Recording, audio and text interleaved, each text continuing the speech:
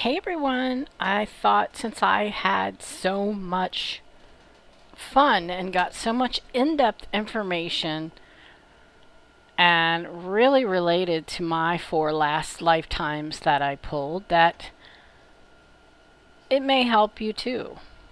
And I'll even show you how to take vows to release things from past lifetimes. These are just four of your many lifetimes.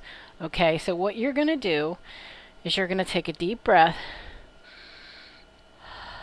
let it out, decide which pile do you want. Do you want the heart pencil?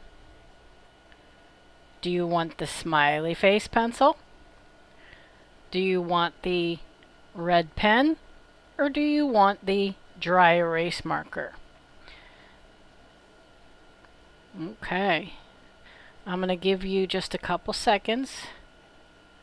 Say to yourself, who was I in a previous lifetime? Take a deep breath and then choose.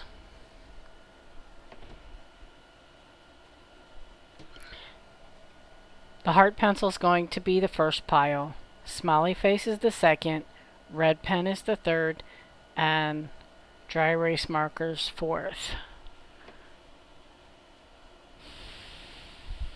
If you have a minute, you find this is kind of fun and enlightening, go ahead and click subscribe. Free subscribers get extended readings and information that people just watching randomly do not. Okay, we are starting with the heart pencil. Here are your four lives. Let's start by flipping over. And since this is new to me too, I'm going to have to look them up in the book to see what it says. Again, we're starting with the heart pencil. Love life. Alright, love life is page 61.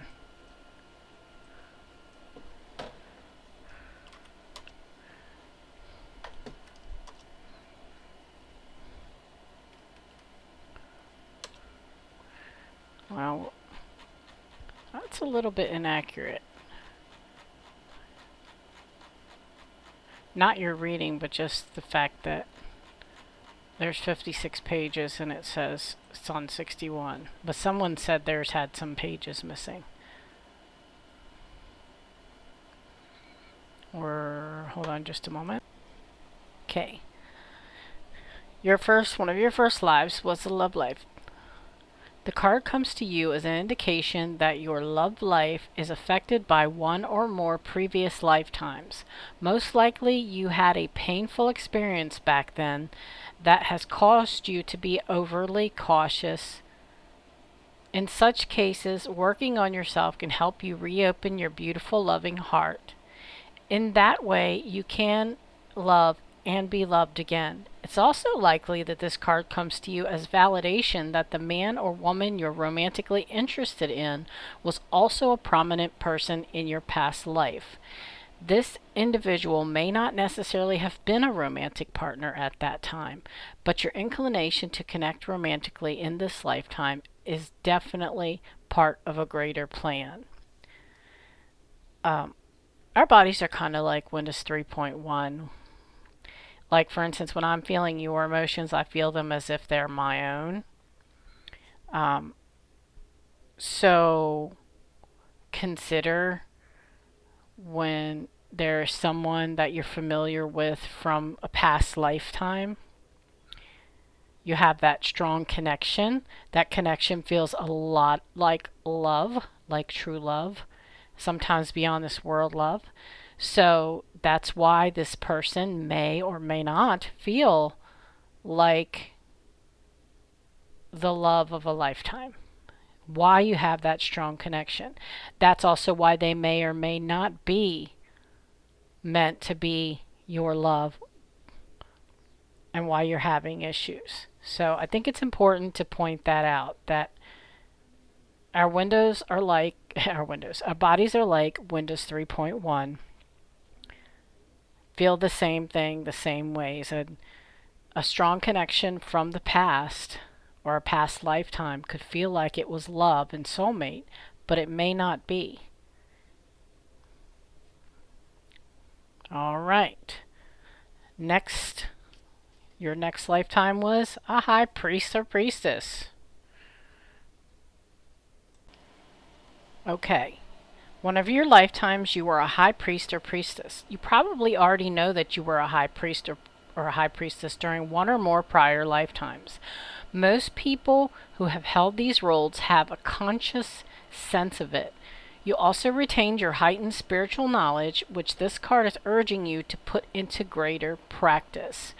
It's time for you to reignite your spiritual power and use it to or in service of your divine mission or healing, teaching, and helping the world. This card urges you to release any insecurities you may have about your spiritual abilities or any fears about others knowing your beliefs. For this particular one, you may have knowledge or interest as well, or curiosity about these things. An understanding of the way things work spiritually might confuse you. Not that it would confuse you as to what is happening, but it's just like, okay, I've never been a priest or a priestess, I've never been a preacher, and sometimes even wonder about my spirituality. But how is it that I have an understanding of these things? And you might have dreams and words and visions that come to you and inspirations. And when someone says something, you may already know it and you've had no experience with it or had no education in it. And that is because you've done it in a prior lifetime and that memory and feeling is still there with you. Okay. Now, if you go further and look up, some of these people also, if you're emotional and financial, some of these people also, your ancestors may or may not have taken money for, or payment for helping people. So if you're having problems or you're feeling guilty about making money helping people, or you are just having a financial block and you feel like you've always had bad luck with money, that could be the reason why. Okay.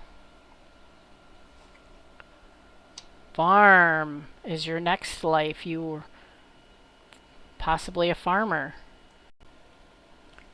For farm, your past life on a farm is influencing the situation you're inquiring about. Perhaps you enjoyed a simple, happy life and you crave that simplicity once more. You may have enjoyed the warmth of an extended family during your farm life. Your angels may also be nudging you to become self-sustaining by growing your own food, as you did in a prior life. You most likely carried forward your green thumb ability to grow plants. Also, this card may be asking you to reconnect with animals and nature because they were a part of your past lifetime on a farm.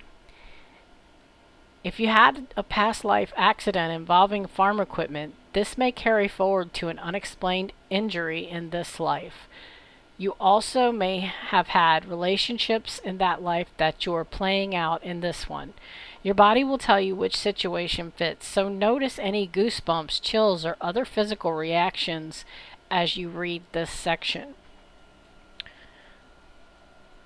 Okay, and this means also that it may elicit feelings. You may feel feelings. You may even have a fear of animals. You may have a fear of farm animals in this lifetime. You may have, or you may have a confidence about them. Say I'm not a city person, but say you are. Say like you've always had a fascination or even a fear. It could all lead back to that lifetime on the farm. What happened there? Did you get trampled by a herd? Did you get into a farm equipment accident, which does happen? Okay. Let's move on. Your next lifetime, the final lifetime that we're going to do today, because we're only doing 4 today, is health. Wow. Nice. Your relationship to health and healing is influenced by other lifetimes. You may be suffering from a physical problem that was inflicted upon you during your last life. Perhaps you reincarnated so quickly that you didn't have time to deal with the underlying issues. Your physical health has caused you hardship, yet it has also taught you a deeper level of compassion than you could have learned in a healthy body. You also developed healing skills that can benefit others. In fact, you may already know that you're a healer. This knowledge was acquired in a previous lifetime when you performed healings on others. Back then, your earthly needs were likely taken care of by the community, so you may struggle with the idea of charging money for healing work in this life. It's helpful to know that in this current Western society, everyone must charge for their work, including those who provide spirituality-based services. Yes, and this was the problem with mine, and my grandmother is Cherokee Indian, and when I pulled one of my lifetimes, one of the first ones that came up was medicine. I think it was the first one that came up was medicine man or woman. And our ancestors didn't charge for that, but all their needs were met. You know, somebody would pay them with a sheep or a bearskin rug or, you know, just everything. Food and shelter, everything they needed was met. So we didn't need the money. We didn't need the cash money to go out and buy it. Okay? So just remember that. That could also be a vow that you took of type of a vow of poverty, to not accept money in a past lifetime and for your services, and that could be the reason why you're holding back. And we're talking about some of us have had hundreds and hundreds of lifetimes, and we're going to start delving into the ones that are causing us issues, and we're going to start releasing those, and I'm going to show you how. All right, we are moving on to the smiley face pile. But before we do, I want you to remember this verse. I release any vows, such as vows of poverty or service, any vows at all that do not serve me now. This means if I had a marriage that was bad, if I took a vow of poverty, if I agreed to something that doesn't relate to this lifetime and it's holding me back, anything that's holding you back, I release all vows that would hold me back in this lifetime. And that's what you say. And then you might start to feel, even before when you're first reading these cards or looking at them, or even for weeks and week after, and those memories, as those vows resurface and flow out of you, you could feel shaking, being emotional, crying, things like that. And just know it's okay. Allow whatever happens to flow as regarding to it. It's just you're purging all those old lifetimes out of you. For the group who chose the Smiley pencil, I've already laid out your lifetimes and we're going to discuss them. Your first one, Atlantis. Your lifetime in ancient Atlantis is affecting your current situation. You have soul memories of this idyllic civilization that offered every imaginable wonder. There's a longing for the utopia that you unconsciously remember, and which you know is possible in this world. Your soul also remembers the tragic ending of Atlantis, and you may have developed phobias about the ocean as well, including water. Although you love the sea, perhaps you prefer not to go swimming or sailing. You also recall how the majority of Atlanteans were peace-loving, with the exception of a few political leaders who misused crystal power to the detriment of all. So, you may be extra sensitive to issues relating to political corruption in this lifetime. This could also mean that you have a fear of water altogether, or anything that relates to water. Okay. Now, we're going to take a look at the second lifetime, Father. This card indicates that your father in this life was with you in a prior lifetime. Any issues you've had with your father likely began long, long ago. Look at the cards that you draw prior and after this card, and they will yield clues about the previous lives that both of you shared. He may not have been your father in those other lives, though as souls continue to reincarnate together in different roles. To break any negative patterns with your father's soul, be willing to release old anger or unforgiven in past times. And this can be conscious or unconscious emotional energy stored in your psyche. Just your willingness to clear toxic relationship energy to initiate the healing process. Remember that forgiveness doesn't mean that you approve of this person's actions. It simply means that you're no longer willing to carry around anger energy.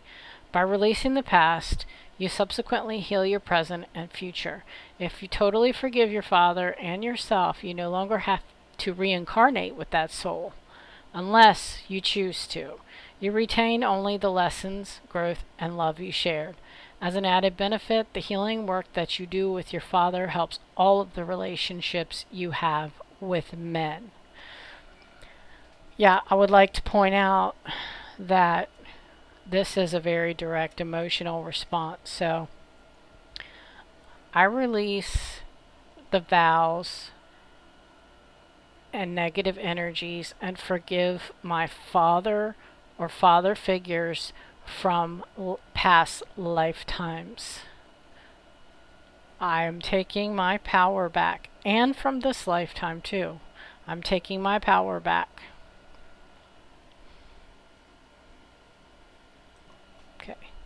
Now we're going to talk about your lifetime in Egypt. You've had quite a big Atlantis and Egypt, and your last one's Asia. We're going to talk about Egypt now.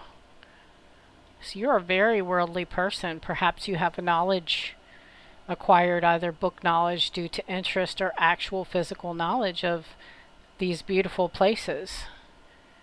And your curiosity is no coincidence. Egypt. This card signals a significant past lifetime in Egypt which relates to your present situation in question. When a negative pattern very stubbornly refuses to heal, its roots are often burdened in a lifetime beyond conscious memory. Fortunately, you can access and heal the issue. Like gardening, you can eliminate a ton of the past by pulling them out by their roots. If you're drawn to Egyptian culture or travel, you most likely had a positive experience in your lifetime. You may wish to explore the belief systems of Egypt and tap into the ancient memories that you have. Much of the Egyptian spirituality involved astronomy and astrology, so stargazing can also help you trigger insights and recollection. On the other hand, if the thought of traveling to Egypt is frightening to you and you have negative feelings about its culture or spirituality, you may have deep-seated fears associated with your lifetime there. This is fairly common, as many traumas occurred in this land and ancient times. Working with a qualified past life therapist or regression audio can help you release the old and toxic energies. Here's what I'm getting. There was somebody who was prisoned, and I think the person did something small, and they were imprisoned, and it was a very unhealthy, unfair, torturous prisoning. Okay. I'm not saying Egypt does this. I'm saying something happened to this person at the time. So someone has got to release all that. That may be why you feel such anger right now, or fear, or someone who feels like they haven't been treated fairly. And even in this life, it feels like Why? Why do I keep going back to this? It seems like no matter what I do, good or bad, it seems like I never get a fair shot. This is the key to it. You have to release that. And on YouTube, I want to tell you there are past life regression um, videos you might want to watch. But again, make sure you're releasing them. I release all my prior lifetimes vows that do not suit me. I release the negative energies, all the memories, conscious and unconscious, of things that happened to me. Let's take a look at Asia. A significant past life in Asia is influencing your current situation. You learned group harmony and the sacrificing of individuality in the Asian culture, but the lessons of that lifetime need to be balanced with your current life's culture. For instance, you may have been in the habit of suppressing your emotions. Sorry, guys, I'm tired today. Suppressing your emotions and opinions in that lifetime. However, in this lifetime, it's essential that you be aware of your inner truth and live it. Yes, you are also being guided to express your beliefs and feelings openly with your loved ones in order to deepen your relationships. Your fascination with the Asian culture stems from your love and respect for the people you met in that lifetime. Consider taking trips to Eastern lands to reconnect with your ancient self and to learn more about your soul's previous journey. Of course, in today's day and age, with the COVID going around, you can connect with people from there, and that's wonderful.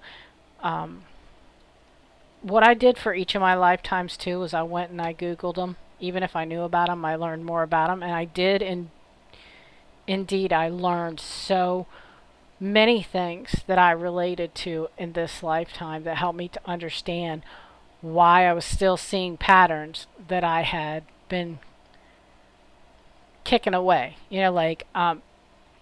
For instance, being walked all over. Like, I say, no, no, no, no, no. Not even giving them a chance, right?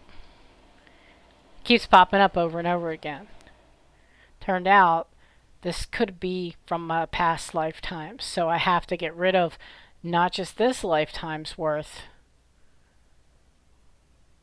but I have to release some from the previous lifetimes as well. So that may be why you feel it, if you feel like your life hasn't been fair in some form, or you keep going round and round with the same pattern, the same type of people, and the same problems, and you've told them no, and another person comes up and he seems the same, and you cut him off at the pass, and again it happens again with another person. It could be because of your past lifetimes. Okay, that's it for the Smiley Face Pencil group. We are moving on to the red pen next. Okay, red pen group, here we go. Your first lifetime, we're going to discuss the wisdom.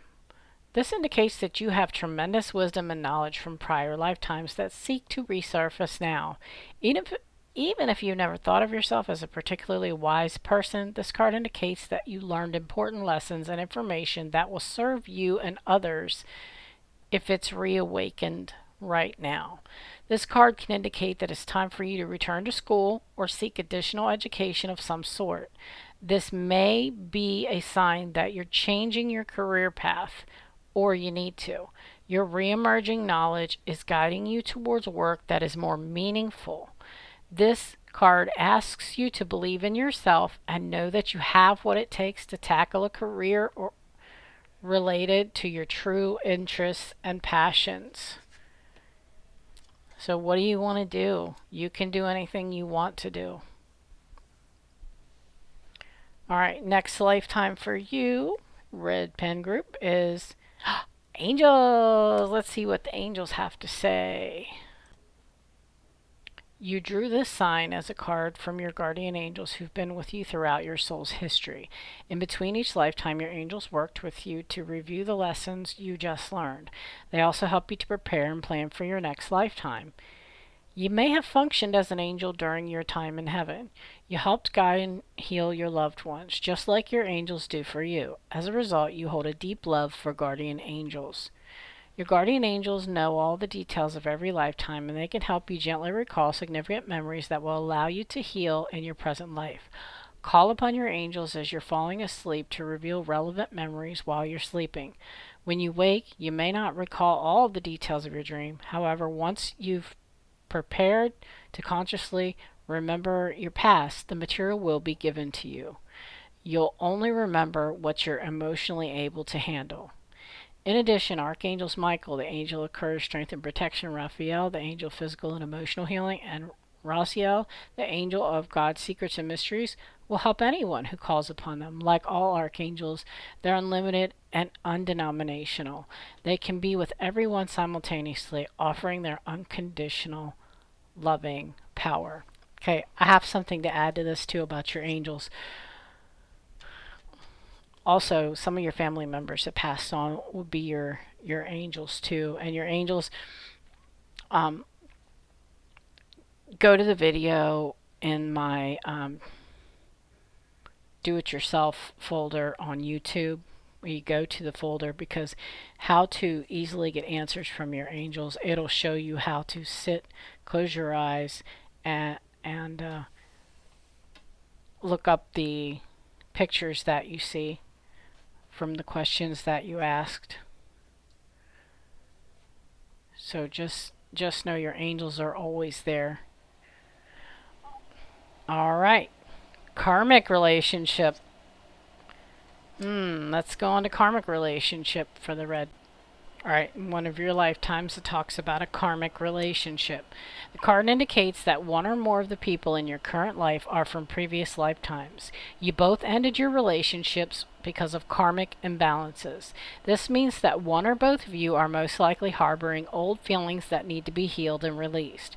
When this occurs, you will be set free from recurring destructive and toxic relationship patterns.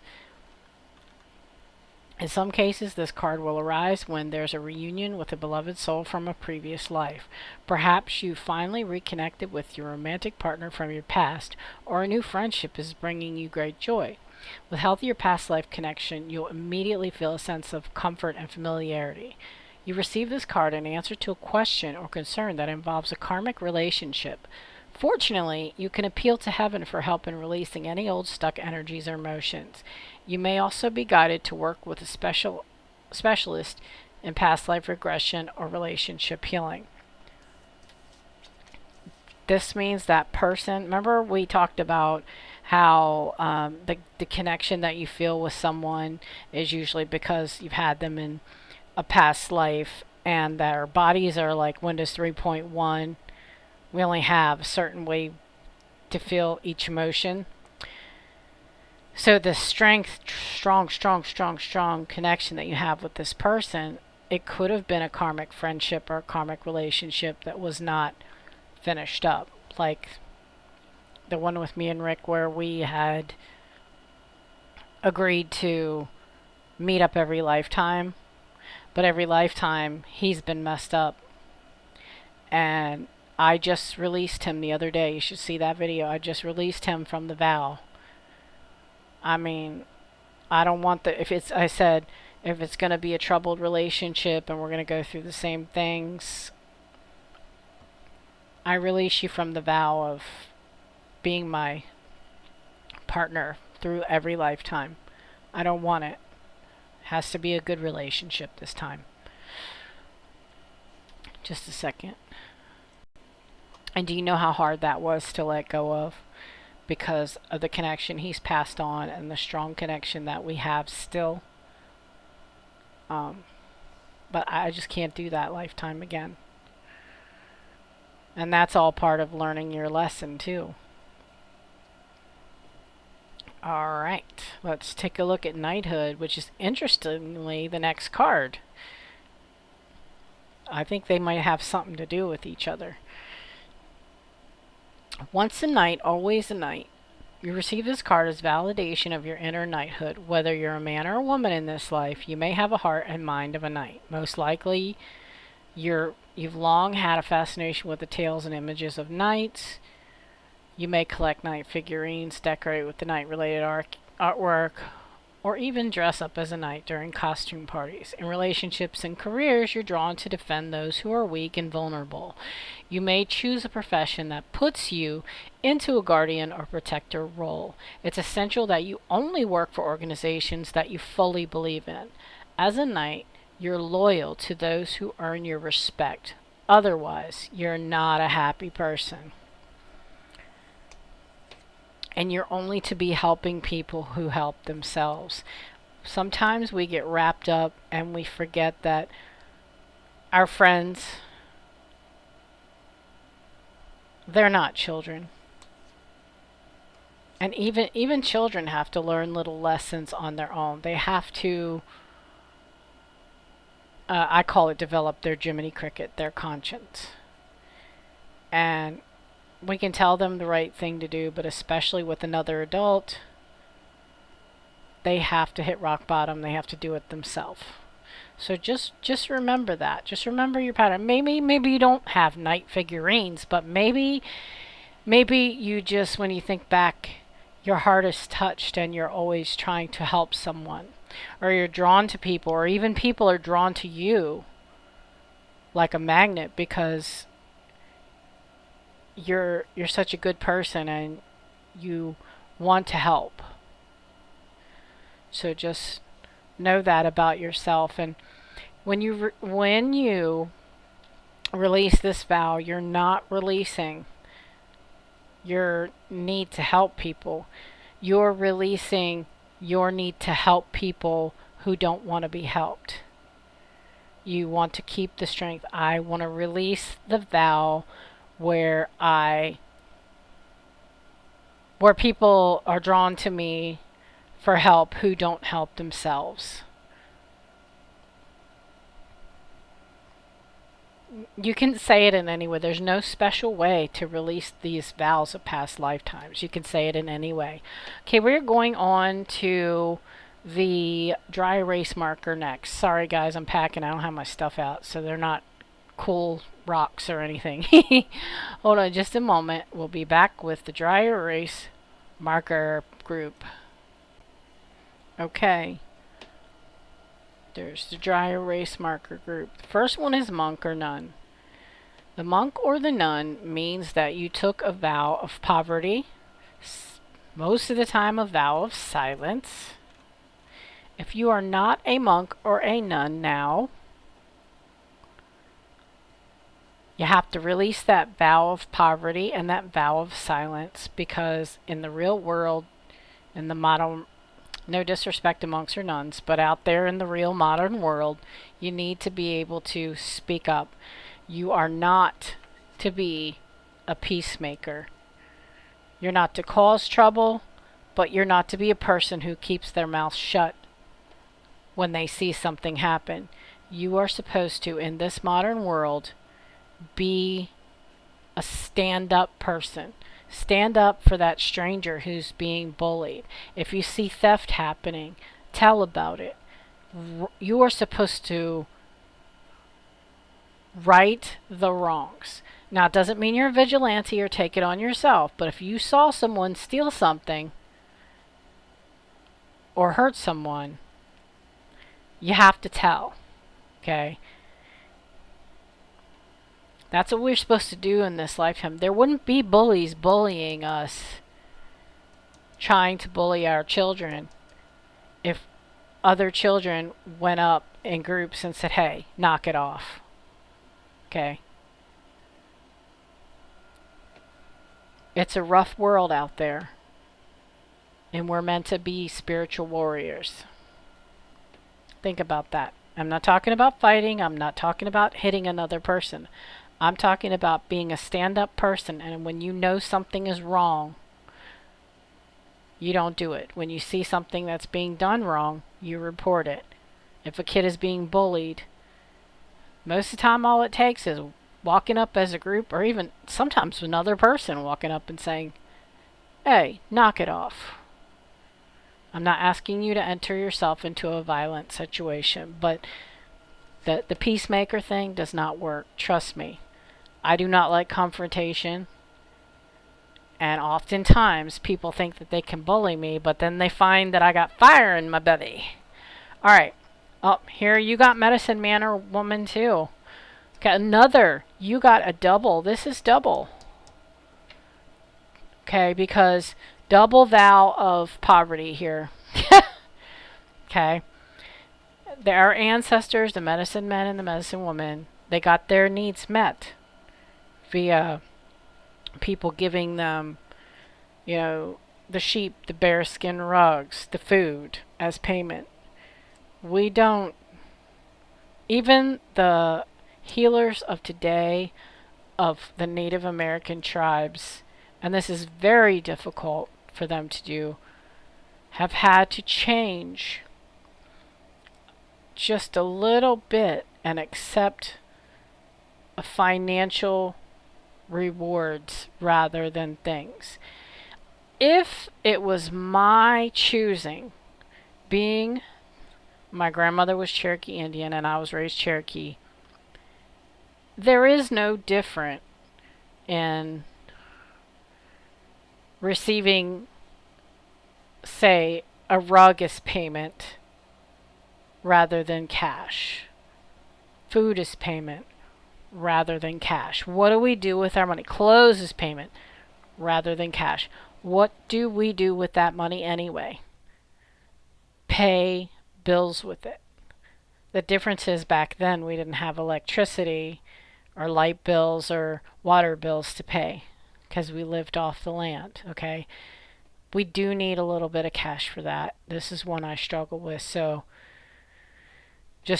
I released the vows of poverty that I took in being a medicine woman or a monk or a nun, though they do no longer fit the modern me, this lifetime me. Okay, let's check for the vows, what that means. Okay, you drew the vows card because the vows that you took in a prior lifetime are blocking you in this one. Most likely, most likely you were a monk or a nun when you made these vows, which still continue to haunt you. Common examples may include a vow of poverty or self-denial, which could block your flow of abundance. Vow of chastity, which can inhibit your romantic or sexual life in the present, or a vow of self-punishment, which can lead you to sabotage or hurt yourself. There was some really wacky stuff going on with our ancestors' self-discipline techniques. Vows, unless they are severed, they can affect you across time.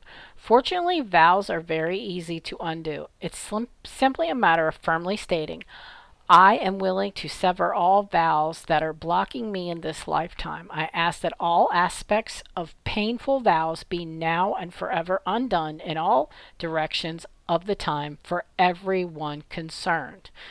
By saying this, either aloud or silently, you help to heal the bondage of the past and open yourself up to present day joy and abundance in all forms. So, and you can say any version of that. I release the vow of every lifetime that does not serve me, that is painful, that does not fit modern times, for myself or everyone concerned. Okay, now let's take a look at your last lifetime, which is baby. Looks cute. Aww. The situation you're inquiring about the baby card involves an infant on some level. Your unconscious mind will reveal the way in which a baby plays a role in your current life. You may have already received the answer in the form of a thought or a feeling. Trust this information as your unconscious mind will slowly and gently help you remember and release painful memories. At first, you may think you're imagining this information, but as you put together more pieces of the puzzle through science and additional recollection, you'll feel confident in claiming your past lifetime. This card can speak to you as a baby in this or a previous lifetime. There may have been trauma that you suffered as a baby or that involved a baby of yours in that lifetime. It also may describe parenthood in this or previous lifetimes.